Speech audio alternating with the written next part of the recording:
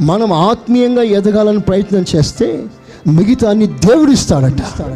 It's God's promise. నేను ఇస్తాను sir మీకు.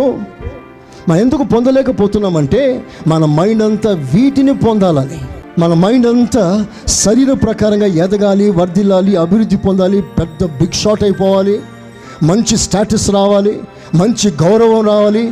దీని గురించి ఆలోచన చేసి టైం స్పెండ్ చేస్తున్నాం. కానీ what about your soul, your spiritual life? ఎంత ఆలోచిస్తున్నాం దీని గురించి మనం?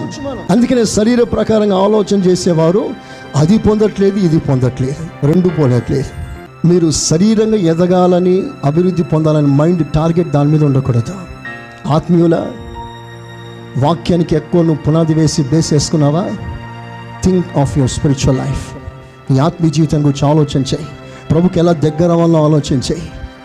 ప్రభుని ఎలా ప్రియపరచాలో ఆలోచన చేయి.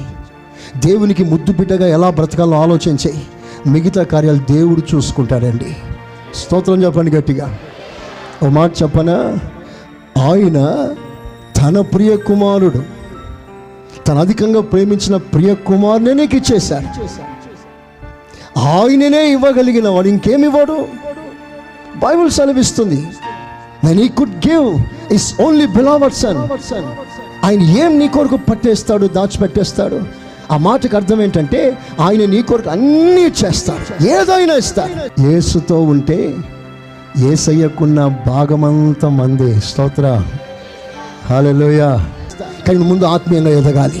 స్తోత్రం చెప్తారా గట్టిగా? ఆత్మీయ ఐశ్వర్యం పొందండి.